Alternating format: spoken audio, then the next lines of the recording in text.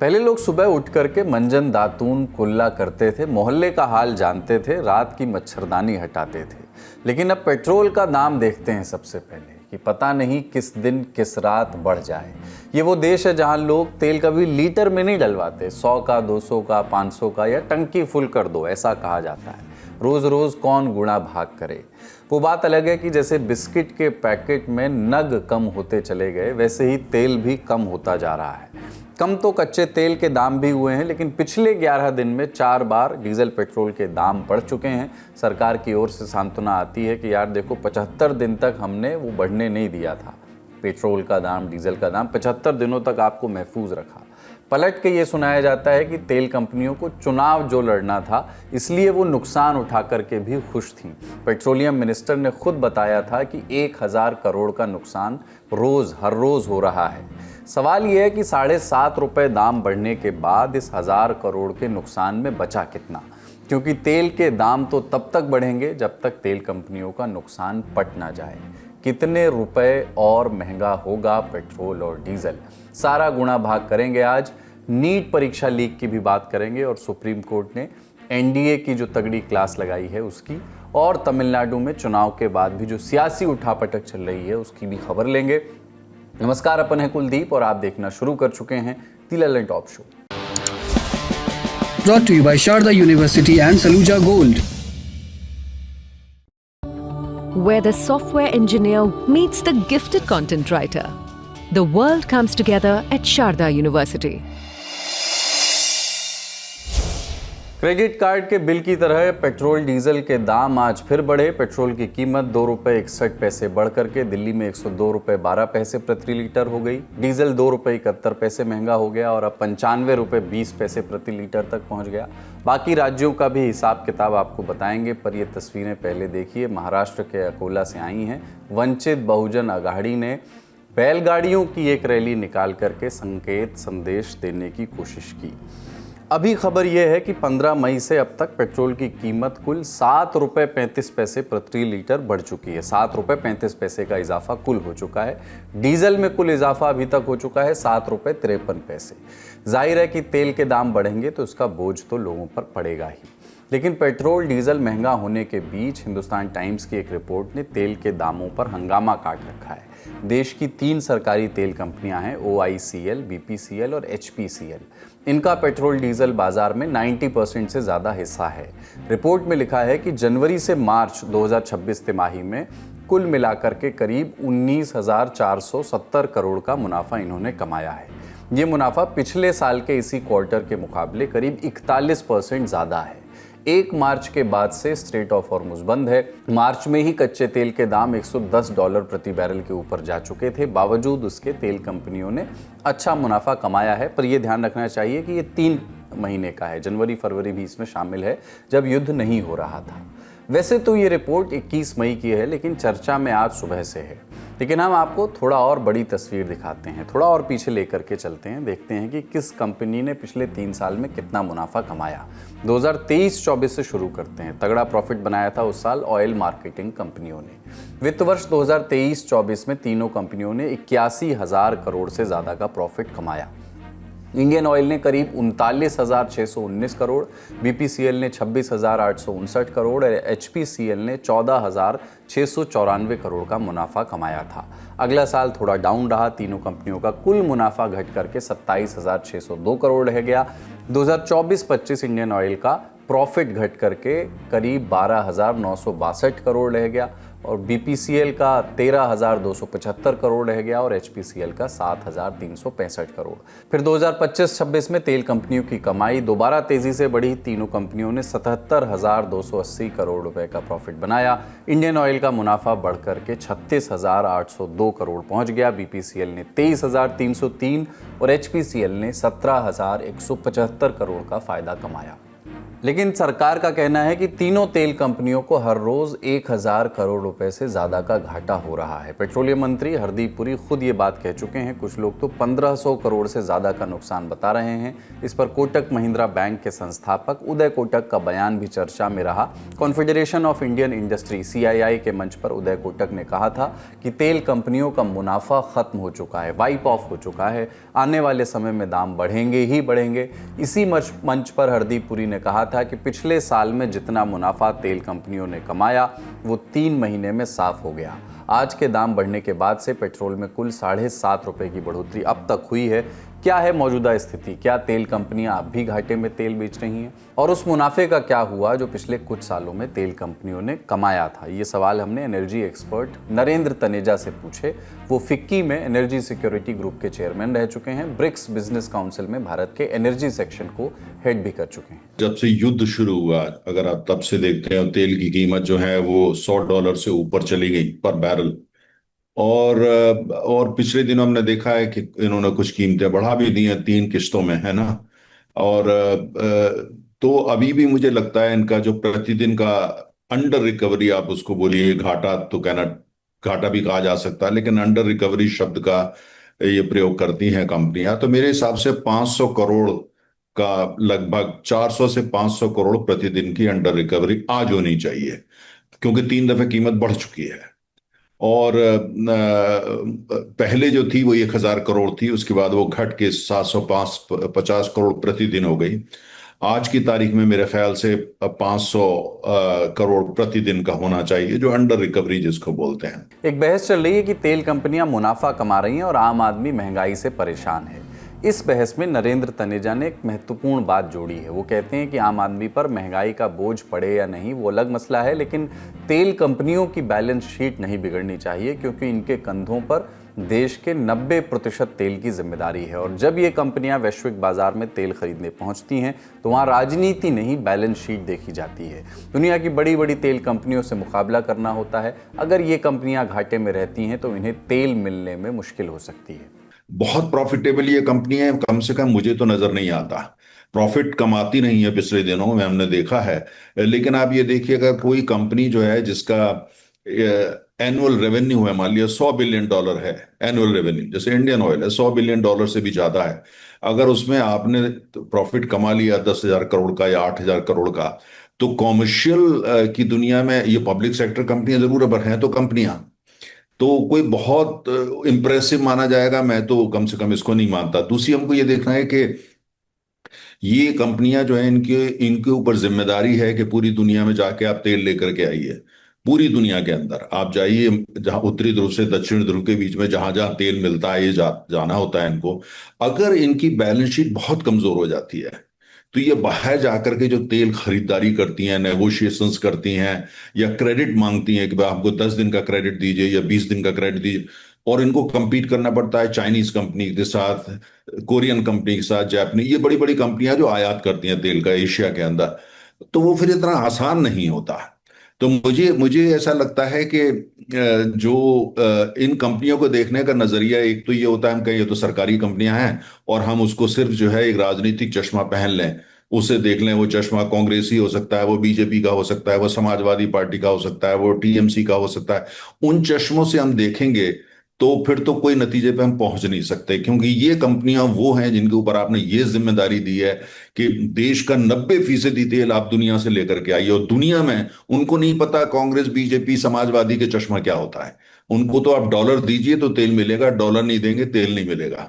तो तेल के बढ़ते दामों में सरकार का एक तर्क ये है कि दूसरे देशों में तो तेल के दाम मार्च में ही बढ़ गए थे, लेकिन भारत में करीब 75 दिनों तक युद्ध शुरू होने के बाद भी तेल के दाम नहीं बढ़ने दिए गए। आज वित्त मंत्री निर्मला सीतारमण ने मीडिया से बात करते हुए यही तर्क दिया। गवर्नमेंट के तरफ से शायद अबाउट 80 डेज, 75-76 डेज तक लोगों के ऊपर वजन ना बढ़े, ये बोझ ना पड़े, उसके लिए बजट से आज सुबह भी मेरा भाषण में सिडबी के एड्रेस के समय मैंने उस विषय को जिक्र किया।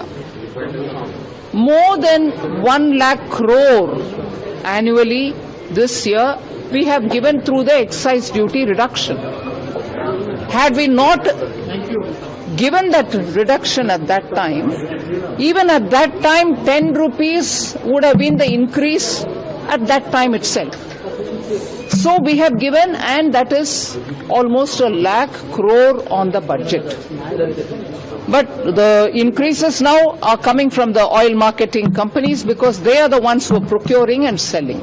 ये बात सही है कि भारत में डीजल पेट्रोल थोड़ी देर से महंगा हुआ। अमेरिका का ही उदाहरण ले लें तो 28 फरवरी को अमेरिका इजराइल दोनों ने मिलकर के ईरान पर हमला किया और यूएस एनर्जी इंफॉर्मेशन एडमिनिस्ट्रेशन की वेबसाइट बताती है कि 2 दिन के भीतर 2 मार्च को अमेरिका में तेल के दाम बढ़ा दिए गए। यूरोपीय देशों में भी मार्च की शुरुआत में ही दाम बढ़ गए थे, लेकिन भारत में पहली बार दाम बढ़े 14 मई को।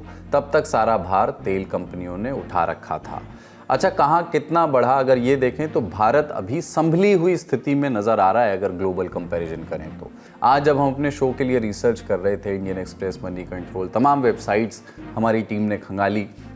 यूरोपीय देशों में तेल के दाम कब कब बढ़े हैं, हमारे जो एशियाई देश हैं वहाँ कब कब बढ़े हैं, इसका अध्ययन किया तो रिपोर्ट्स के मुताबिक दुनिया की सभी बड़ी इकोनॉमी वाले देशों में पेट्रोल की कीमत भारतीय रुपयों में 150 रुपये प्रति लीटर से भी ज़्यादा हो गई है। यूरोपीय यूनियन के देशों में पेट्रोल का औसत भाव 179 रुपये प्रति लीटर और डीजल का औसत भाव 184 रुपये प्रति लीटर है। भारत के ज़्यादातर पड़ोसी देशों में भी पेट्रोल डीजल काफ़ी महंगे दामों पर बिक रहा है। पाकिस्तान, म्यांमार, नेपाल और श्रीलंका में पेट्रोल की कीमत 135 रुपये प्रति लीटर से अधिक है। इन देशों में डीजल 125 रुपये प्रति लीटर से ज़्यादा का है। हम 5 देशों का आंकड़ा आपकी स्क्रीन पर दिखा रहे हैं। आप देख सकते हैं कि कब कब इन देशों ने कितने दाम बढ़ाए हैं। इनमें अमेरिका, चीन, जापान, फ्रांस और जर्मनी जैसे देश हैं। दाम सबसे ज़्यादा अमेरिका में बढ़े हैं। डोनाल्ड ट्रंप ये कैसी दुनिया बना रहे हैं वही जाने, लेकिन उनके देश का हाल बहुत बुरा है क्योंकि पेट्रोल डीजल के दाम का असर चौतरफा पड़ता है। युद्ध शुरू होने के बाद से ही अमेरिका में पेट्रोल की कीमतें लगभग 50% बढ़ गई हैं। डीजल की कीमतों में भी लगभग 46.9 तकरीबन 47% का उछाल आया है। ट्रंप ये लाख दिलासा दें कि युद्ध खत्म होते ही जनता को राहत मिलेगी, लेकिन देश दुनिया के अखबारों में छप रही रिपोर्ट्स दूसरी तस्वीर बताती हैं। ब्रिटेन से छपने वाले गार्डियन अखबार ने लिखा है कि युद्ध खत्म होने के बाद भी अमेरिका में डीजल पेट्रोल के दाम जल्दी कम नहीं होने वाले। हाल फ्रांस, चीन, जर्मनी और जापान के भी ठीक नहीं है। जैसा कि हमने आपको ग्राफ में बताया, इन देशों में पेट्रोल और डीजल के दाम युद्ध शुरू होने के बाद कम से कम 10% बढ़ गए हैं। ग्लोबल पेट्रोल प्राइसेस.com की वेबसाइट है एक, उसके मुताबिक फ्रांस में तो तेल के दाम 25% के करीब बढ़े हैं। जापान में सरकारी सब्सिडी के कारण बढ़ोतरी कम हो रही है, लेकिन बावजूद इसके पेट्रोल 9.5% और डीजल 11% महंगा हुआ है। जर्मनी में 15% से ज़्यादा तेल महंगा हो चुका है। इन देशों से तुलना करें तो अपने यहाँ पेट्रोल करीब 7.7% और डीजल 8.6% महंगा हुआ है। पर लाख टके का सवाल यही है कि ठीक है कि और कितना महंगा होगा तेल। अभी तक भारत में तेल के दाम बढ़े हैं, लेकिन कम बढ़ते बढ़ते भी पेट्रोल डीजल 7.5 रुपए के आसपास महंगा हो गया है। दाम और कितने बढ़ सकते हैं? ज्यादातर ये देखा गया है, चूंकि पॉलिटिकली सेंसिटिव कमोडिटी है, तो एक बड़े बढ़ाने की जगह उसको क्या है, कभी 2 रुपए बढ़ा दिया, कभी 50 पैसे बढ़ा दिया, कभी 1 रुपए बढ़ा दिया, कभी 2.5 रुपए बढ़ा दिया। लेकिन मेरा मानना है कि जो अभी 7.5 रुपए कीमत बढ़ी है ये किस्तों के अंदर, मुझे लगता है अभी 2.5 रुपए पर लीटर भी और बढ़ेगी। तो बेसिकली पेट्रोल डीजल के दाम 3 वजह से कम ज़्यादा होते हैं। 3 बड़े फैक्टर्स मान लीजिए। पहला फैक्टर है कच्चे तेल की अंतर्राष्ट्रीय कीमत। तो ईरान पर जब अमेरिका इजराइल ने हमला किया तो बदले में ईरान ने, आप जानते हैं कि स्ट्रेट ऑफ हॉर्मुज़ बंद कर दिया और फिर अंतर्राष्ट्रीय बाजार में अगले दिन से ही कच्चे तेल के दाम आसमान छूने लगे क्योंकि सप्लाई चेन टूट गई। और अब जा कर के बहुत दिन बाद कच्चा तेल $100 पर बैरल के नीचे आया है। पेट्रोल डीजल के दाम बढ़ने की दूसरी वजह केंद्र सरकार की एक्साइज ड्यूटी होती है। तो एक्साइज ड्यूटी केंद्र सरकार ने 10 रुपए वो पहले ही कम कर चुकी है। तेल के दाम की एक तीसरी वजह भी है जो ऊपर नीचे जिसकी वजह से दाम होते हैं, वो है राज्य सरकार के वैट और सेस। और ये तीसरी वजह है कि हर राज्य में तेल के दाम अलग अलग हैं। पहले सियासी लड़ाइयाँ संसद में लड़ी जाती थी, अगर बात संसद में नहीं बनी तो सड़क का रास्ता अपनाया जाता था। लेकिन अब भारतीय राजनीति को एक और अखाड़ा मिल गया है, वो है सोशल मीडिया। हर लड़ाई पहले सोशल मीडिया पर लड़ी जाती है। ऐसा ही एक नैरेटिव सत्ता और विपक्ष दोनों की ओर से चलाने की कोशिश की जा रही है कि किस राज्य में पेट्रोल डीजल पर सरकार ज़्यादा टैक्स वसूलती है, बीजेपी वाले एनडीए राज्य या कांग्रेस वाले इंडिया सरकार की या विपक्षी गठबंधन वाले सरकारों वाले राज्य। लेकिन इसमें उलझने की ज़रूरत ज़्यादा नहीं है। हम आपको दोनों पक्ष की सच्चाई दिखा देते हैं। टॉप 5 स्टेट देख लेते हैं। पहले विपक्ष के राज्यों के आंकड़े। तेलंगाना में पेट्रोल सबसे महंगा है, करीब 118 रुपये प्रति लीटर, और डीजल 106 से ऊपर है। वहाँ कांग्रेस की सरकार है, रेवंत रेड्डी मुख्यमंत्री हैं। केरल में भी पेट्रोल 115 रुपये के आसपास है, केरल में भी कांग्रेस की सरकार है। अब हालांकि कांग्रेस को केरल की सत्ता संभाले हुए अभी जुम्मा 4 दिन हुए हैं, अभी तक वहाँ लेफ्ट फ्रंट की सरकार थी। कर्नाटक में पेट्रोल 110 रुपये और डीजल 102 से ज़्यादा है, वहाँ कांग्रेस की सरकार है।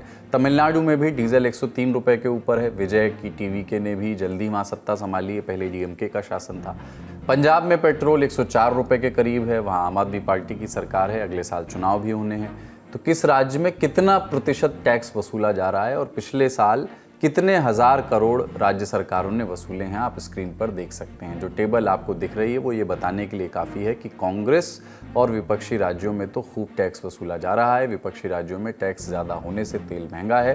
लेकिन अब बीजेपी एनडीए राज्यों पर भी नज़र डाल लीजिए, इधर भी कोई दाम कम नहीं है। मध्य प्रदेश में पेट्रोल 114 रुपये प्रति लीटर है, वहाँ 20 साल से ज़्यादा समय से बीजेपी की सरकार है। 2018 में 1.25 साल की कमलनाथ सरकार को छोड़कर बीजेपी की सरकार वहाँ रही। बीजेपी शासित राज्यों में सबसे ज़्यादा महंगा पेट्रोल डीजल एमपी में ही है। डीजल भी करीब 100 रुपये है, 99.6 रुपये। बिहार में पेट्रोल 113 रुपये है और डीजल भी 100 के करीब है। एनडीए की सरकार है, वहाँ बीजेपी का मुख्यमंत्री है। ओडिशा और छत्तीसगढ़ में भी कीमतें 108 रुपये के आसपास हैं। ओडिशा में 2024 में बीजेपी की सरकार आई थी, छत्तीसगढ़ में 2.5 साल से बीजेपी की सरकार है। यानी सिर्फ ये कहना कि विपक्षी राज्यों में तेल महंगा है या बीजेपी शासित राज्यों में ज़्यादा टैक्स वसूला जा रहा है, ये भी ठीक नहीं है। कंपेयर करने पर दिख रहा है कि दोनों तरफ ही रेस लगी हुई है। पर क्योंकि तेल के दाम बढ़ रहे हैं तो विपक्ष जाहिर है सरकार पर हमलावर है। नेता प्रतिपक्ष राहुल गांधी ने एक्स पर पोस्ट करके लिखा कि पेट्रोल डीजल के दाम किश्तों में बढ़ाते हैं ताकि चुपके चुपके आपकी जेब कटती रहे। मैं महीनों से आर्थिक तूफान आने की बात कह रहा था, पर मोदी जी तब हमेशा की तरह चुनाव में व्यस्त थे और चुनाव खत्म होते ही पेट्रोल डीजल 8 रुपये महंगा कर दिया और ये बढ़त होती ही जाएगी। असम, तमिलनाडु, केरल के चुनाव खत्म हुए, केंद्र सरकार ने पेट्रोल डीजल के दाम बढ़ाने शुरू कर दिए, रसोई गैस के दाम बढ़ाने शुरू कर दिए। छोटे छोटे दाम बढ़ा के अब तक 8 रुपये तो पेट्रोल पे बढ़ा चुके हैं। और इसका सिर्फ एक ही कारण है कि जहां से सस्ता तेल मिल सकता है, रूस से मिल सकता है, रूस हमारा मित्र रहा है, हम उससे नहीं खरीद पा रहे हैं। ईरान से मिल सकता है, सस्ता तेल मिल सकता है, हम उससे नहीं खरीद रहे हैं। हम महंगा तेल खरीद रहे हैं क्योंकि ट्रंप ने मना कर रखा है। तो जिस तरीके से भारत ने खुद को ट्रंप और अमेरिका के सामने झुका दिया है, उसका जो प्राइस है वो देश का गरीब और देश की मिडिल क्लास को पे करना पड़ रहा है। इन सारे वाद विवाद, डर, आशंकाओं के बीच एक खबर और आई है। संसद में parliamentary standing committee on transport, tourism and culture की बैठक में पश्चिम एशिया संकट के असर पर विस्तार से बातचीत हुई। बैठक में ministry of ports, shipping and waterways के सचिवों ने कमेटी को बताया कि मौजूदा स्थिति क्या है। करीब 2 घंटे तक बैठक चली, लेकिन खबर है कि सरकार के प्रतिनिधियों ने कहा है कि अगर आज युद्ध रुक जाए तो अगले 4-5 दिनों में नॉर्मलसी आ जाएगी। पर सवाल यहाँ यही है कि इस नॉर्मलसी का अर्थ क्या समझें। क्या सप्लाई चेन पहले जैसी हो जाएगी? जो गैस की किल्लत की वजह से फैक्ट्रीज, कारखाने बंद हो गए, क्या वो शुरू हो जाएंगे? या जो तेल के दाम 7.5 रुपये बढ़े हैं, क्या वो रिवर्स हो जाएंगे? क्या दाम घट जाएंगे? क्योंकि एक्सपर्ट तो इस बात से इत्तेफाक नहीं रख रहे हैं। अगर युद्ध आज रुक जाता है, आज शांति वार्ता हो जाए और अमेरिका ईरान में एग्रीमेंट हो जाता है, शांति हो जाती है, ये बात हो जाती है, इससे पहले कि वो तेल की कीमत में रिफ्लेक्ट करे, कि तेल की कीमत एकदम नीचे आना शुरू हो जाए, कम से कम आप 4 से 5 महीने का समय उसमें लगेगा। तो तेल का लेखा जोखा हमने आपको दिखाया। जो भी अपडेट्स आगे आएंगे आप तक पहुंचाते रहेंगे। अपने शो में हम लगातार तेल, महंगाई, अर्थव्यवस्था पर विस्तार से बात कर रहे हैं और आगे भी आपको हर पहलू से अवगत कराते रहेंगे। एक अपडेट और, निवेशकों ने आज मार्केट में दिलचस्पी दिखाई है। निफ्टी 50 आज 1.32% बढ़ करके 24,031 पर पहुंच गया। वहीं बॉम्बे स्टॉक एक्सचेंज का सेंसेक्स 1.42% बढ़ करके 76,488.96 पर बंद हुआ।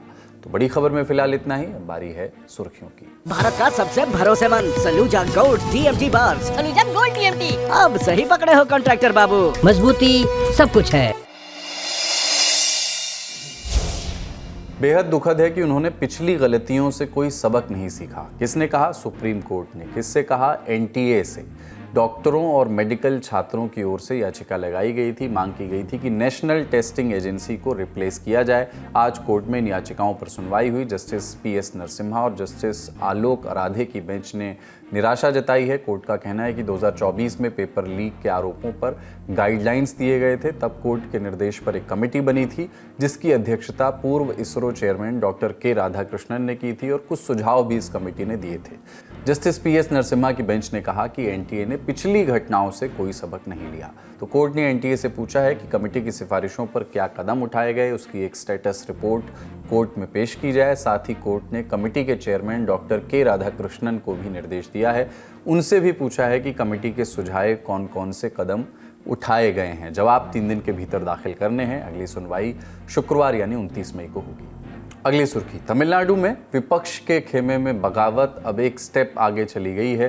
पहले AIADMK के बागी विधायकों ने विजय की सरकार बनाने में मदद की। अब AIADMK के 3 विधायकों ने पार्टी का साथ छोड़ दिया है, TVK ज्वाइन कर ली है। ये 3 हैं मरगाथम कुमारवेल, जयकुमार और सत्यभामा। तीनों के इस्तीफे विधानसभा स्पीकर JCD प्रभाकर ने स्वीकार भी कर लिए हैं। चुनाव नतीजों के बाद से ही AIADMK में बगावत के सुर देखे सुने जा रहे हैं। AIADMK के 30 विधायकों ने समर्थन दे करके विजय की सरकार बनाने में मदद की थी। ये तीनों विधायक भी उनमें शामिल थे। बात इस्तीफे की हो रही है तो एक खबर ओडिशा से भी है। ओडिशा से राज्यसभा सांसद देवाशीष सामंतराय ने बीजू जनता दल से इस्तीफा दे दिया है। अब राज्यसभा में BJD सांसदों की संख्या घट करके 5 हो गई है। लेकिन देवाशीष के इस्तीफे की वजह क्या रही, इसका जवाब उन्होंने खुद दिया है। BJD के मुखिया नवीन पटनायक को अपना रेजिग्नेशन लेटर उन्होंने भेजा है और लिखा है कि 1 साल से BJD में उन्हें इग्नोर किया जा रहा था, जिस कारण उन्हें लगता है कि अब पार्टी को उनकी ज़रूरत नहीं रही होगी। तो अब देवाशीष कौन सी पार्टी में जाएंगे, इसका भी जवाब देवाशीष ने दे दिया। बोले कि BJP ज्वाइन करने की सोच रहा हूँ, BJP लीडर से बातचीत भी चल रही है। एक राष्ट्रीय पार्टी में काम करने का पर्याप्त मौका मिलेगा। साल 2024 में BJD विधानसभा चुनाव हार गई थी। तब से अब तक 3 राज्यसभा सांसद पार्टी से इस्तीफा दे चुके हैं। उनसे पहले ममता महंत और सुजीत कुमार ने भी BJD छोड़ दी थी। तो ललन टॉप शो में आज इतना ही। अपना और अपनों का ख्याल रखिए। देखते रहिए दी ललन टॉप। शुक्रिया। शुभ रात्रि।